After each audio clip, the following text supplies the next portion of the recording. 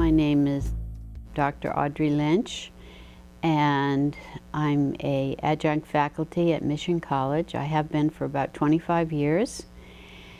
And my other real life is I'm a freelance writer, and it started in actually as long ago as an undergraduate at Harvard University, and I worked on my college newspaper, and I've written hundreds of newspaper and magazine articles, and I found out that I really like the true story better than anything made up. So I guess I could be categorized as a nonfiction writer, and I have 4 books out so far, working on the 5th, getting a publisher for the 5th, and I think nothing is as exciting as getting the real story. It comes from my own natural curiosity. I'm very curious about a lot of things, and I keep an open mind about things, and once I start questioning something, you know, I wonder about that person or how that all happened. That's the impetus. And how it starts is I might start with the internet. I might get a general background on my subject, but I don't, that's just a jumping off point for me. And I'm probably maybe a little unique in that I always like to go to the primary sources.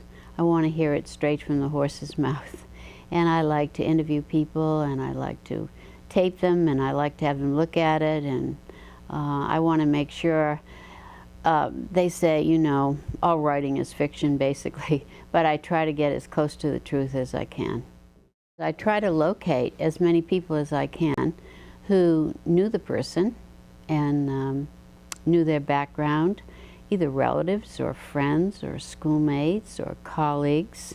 I do like primary sources, and usually they're connected in some very positive way with the subject, and I do like the primary sources. But I also like the written sources too. I think it's something very seductive actually about research, and I think a writer has to be careful because in a way research, the book end of it, is so much fun, and you can get lost in it and not come back out, and you can get so seduced you have to be disciplined to tell yourself, okay, that's enough, now it's time to write, because the researching part is the fun part and the writing is the hard part. Well, I'm always amazed that writers don't go to the source, but I think a lot of people are kind of shy maybe, or it's a big investment of time. I mean, it's just like being a reporter. I've been a reporter. It's much easier to pick up a phone and ask your questions, but I tell you, when you do a person-to-person, you get the juice. You get all kinds of little inflections and things. And of course, the standard story is, and it works like 9 times out of 10, is you turn your tape recorder off, and suddenly they feel totally free, and they give you a little nugget that you can't believe they're giving you. I think that's kind of fun. I do like the research part of it. You know, I could sit in the stacks forever, and you know, and that's not easy, but it's you have to prod yourself out of it. I like to think of myself as a literary sleuth. You're finding the actual evidence. You know, I guess I'm a snoop. There's one book that I love. It's called, about Steinbeck, A Life in Letters. And he was a voluminous letter writer. That's how he got his writing started every day. So he wrote tremendous numbers of letters. And so you read, and that's different from your primary sources that you go to and speak to, because you're never, as you say, of the veracity of the thing, you're never totally sure, because they do see it through their own prism of feelings, and a lot of the people I talk to are old people, and you know, maybe they've forgotten some important stuff. But when you read the actual subject's letters, you think, whoops, that's how they were really feeling, hopefully at the time, if they're writing to a close friend. And it's just intriguing. You have your questions about somebody, and you start doing the research, and then you find something, you say, oh, that's it. There it is. Yeah. It's like exciting. I'm sure it's like a scientist discovering something in a lab. And the sleuth part is to piecing it all together. You know, what was he really like, or what was she really like? And then you've got, you know, different people telling you different things, and so you have to kind of sift it together. You have to be patient, and you have to be willing to put in the time. Like, I know most of my students have a very human trait of leaving it for the last minute. I try to get them off the dime earlier because I know what's going to happen. And it's just hard to know and to gauge how much time something is going to take. One of the things that excites them in the matter of Steinbeck is I get most of them to go down to the 5th floor of the Martin Luther King, the Steinbeck Library. People down there are very nice, and they give them all sorts of special information and stuff, and then they feel very special, and they just learn, so they get the real feel of what it is to do research and make discoveries. I think it's frustrating that, sometimes you want certain information and you can't get it, and some people won't talk to you, and you have to be a diplomat, and you have to use a lot of different strategies. Here's one, for example. I joined the history club in Saratoga, and of course, you know, they want me to write the history. You know, there've been several histories of Saratoga. I'm not interested. But one thing intrigued me in their newsletter. We have some very famous people, and they wanted people to interview them. Well, not everybody wants to do that. And they were sisters. The two sisters, Olivia de Havilland and Joan Fontaine, grew up in Saratoga. Icons again, Hollywood stars. And Olivia is fairly accessible. She loves coming back as, you know, the successful woman and people falling all over her. And Joan, I guess, is just the opposite, very reclusive, and they had some personal problems. She and Olivia haven't spoken in 40 years, and I don't know all the dynamics. And so the head of the history club said, Audrey, I really would like you to do that. And I said, well, there's a challenge. You know, no one has seen Joan or talked to her in, you know, 70 years. What am I going to do? She's 91. So I said, well, I like a challenge. I like a challenge. And so there were 3 people left in town who supposedly had been her friends. Well, one of them just said to me right away, oh yeah, we were very close, but you know what? I've lost her number. I have no way to get in touch with her. He was gracious about offing me. And then there was a woman who was, you know, extremely rude. I wouldn't talk to you. I wouldn't talk to anybody. We were personal friends. I consider that a breach of friendship. Bang.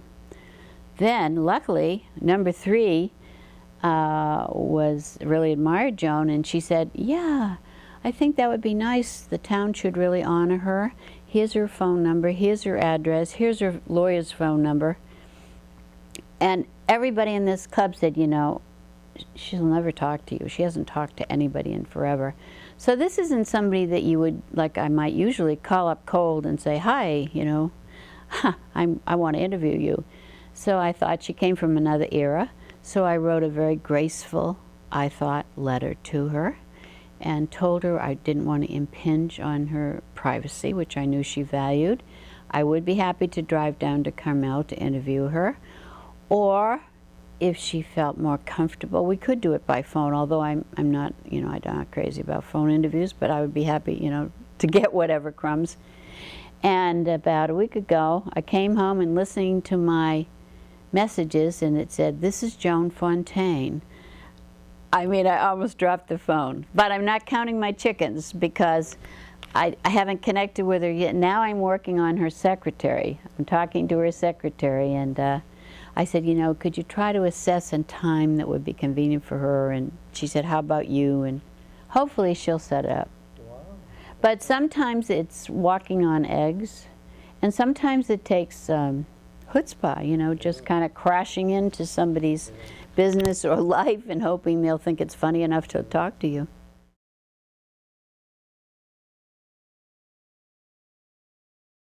I'm a Steinbeck aficionado, And I've been researching my third book on him, so I guess in a way I've created a niche market for Steinbeck.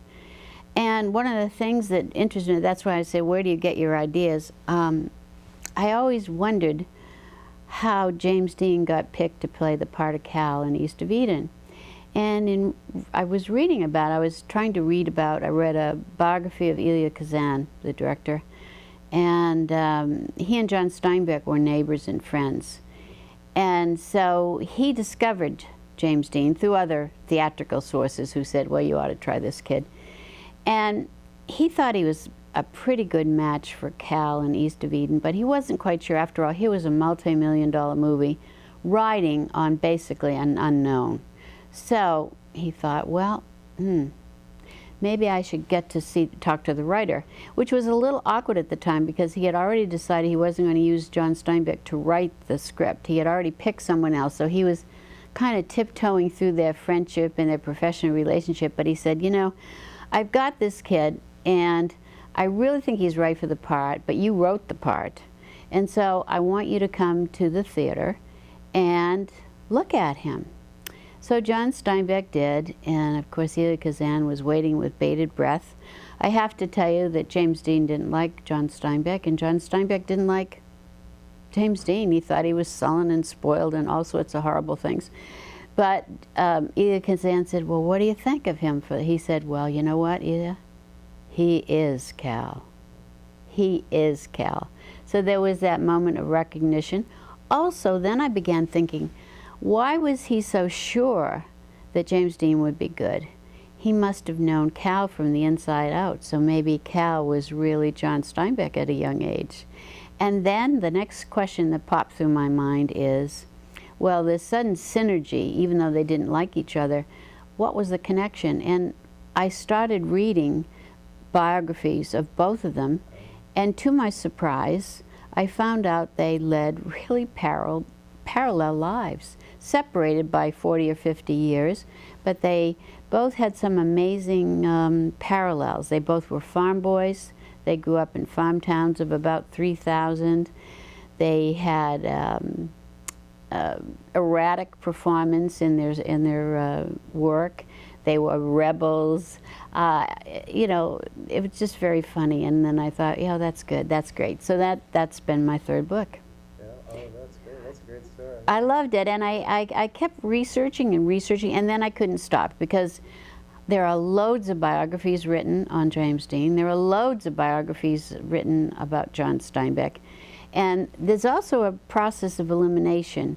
You don't want every single thing. So I categorized and classified what was I looking for. I was looking for the towns that came in, the family backgrounds, the school backgrounds, the job profiles, the romance profiles.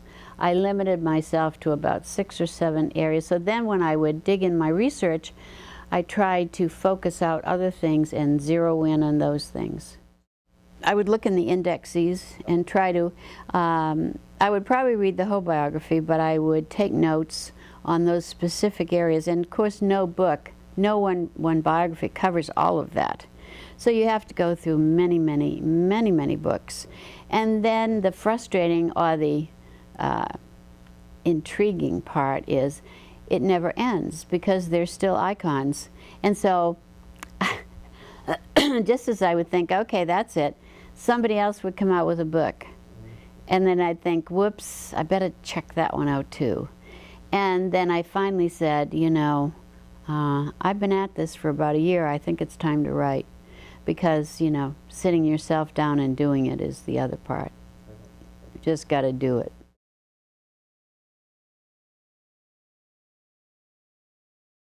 I guess a rule of thumb is if I'm reading a book about someone and I see some glaring error, I think to myself, well, can I really trust this person that much? Are there, like in the case of James Dean, there are some people obviously capitalizing on his fame. I mean, all the people who now claim to have been his lovers, for example. Well, they're riding the coattails. So you think, well, they do have a point of view, and they do have some great stories, but maybe they're less reliable some other things. And it's weighing and sifting. And some that you read are sort of repetitious of more faithful works or standard works in the field. And you think, well, this person is just basically kind of copying. Are they adding anything new? It's a judgment call, because even then you're going to be challenged. You know, how do you know that person really knew them that well or said that, or is it true? And you know, I teach traffic school too, and I always tell people it's kind of like being at an accident.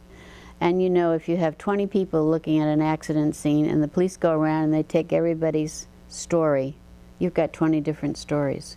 So there's always, you have to be guarded, because there's always a subjective element. And it's not that people really are intentionally, I don't think, lying or trying to deceive you, or when they talk to you, they have a built-in bias. They have their own background they're leading from.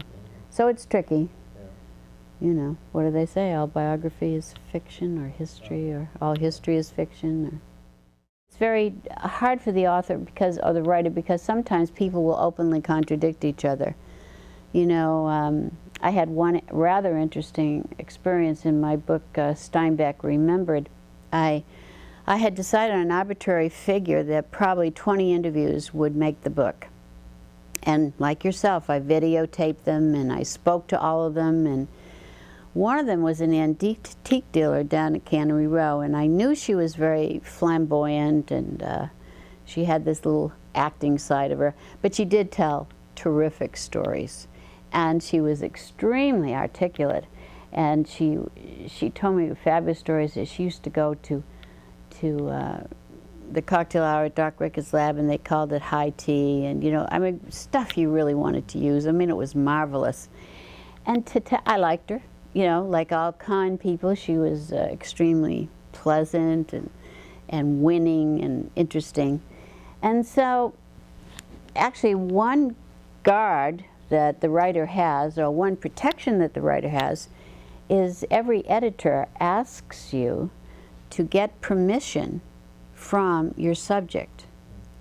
And they have to sign that, yes, this is what they said, and they agree with the validity of it, and they're giving you permission to quote their words. So that is a tremendous safeguard. The publisher is always thinking in terms of a lawsuit. But it's also good to make people think and take their words more seriously. I think it's a very interesting thing. In this case, I was a little embarrassed because the publisher didn't tell me to do that till I had done 20 interviews. And I thought, well, it's very awkward to go back to these people, but I thought, well, they're all nice people. We got along, and they spoke pretty openly. So we had a little form that I sent each one. Well, 19 of them came back with no trouble. Like, sure, go ahead, here's my signature. And then the 20th was Little Miss Charmer, the antique dealer. And I thought, well, that's funny, because I also thought these were all local people, and it's kind of like a little instant minute of fame for them. They'll get a kick out of it. So I called her and I said, Alicia, I can't believe this. You didn't sign the permission for me. I can't use your story. That's all right. I said, how come? And she said, no, I've thought about it, and I have a business here, and I've decided I'm just not going to do it. And I was so puzzled, and I was so hurt, because, you know, you sort of bond with some of the people you interview with. So then I knew friends of friends, and I said, you know, could you talk to her? You know, because I want this magic 20. And they talked to her, and they said, no, she's dug her feet in. And then her next door neighbor, who ran a business next door to her, I said, did I offend her, or do you have any idea why she won't sign the permission slip? I was really counting on her story. And she said, sure, she's lying through her teeth. She never knew Doc. She came after them. She made up all those stories. And I said, but how did she have the gall to do that for me? And she said, well, she didn't think far enough in advance. And when she realized the book was going to come out, and all the local people would read it, and they all knew that she was lying. I mean, it's all right to lie to your customers, but when And so I guess she was lying, but actually it worked to the best, because then I found a Steinbeck relative, a Steinbeck cousin, who gave me a delightful interview, and it was probably, that lended more credibility, because people have often said about that, even though it wasn't such a spectacular interview, they said, well, it was great, you got an actual member of the family. Like, you can believe those folks, and I'm not sure about that either, but, so that was a lesson to me. But I find the internet is, you know, pretty general, and I'm not always sure about that either. But it's, as I said, I use that sort of to start with, and from there I kind of jump into other things.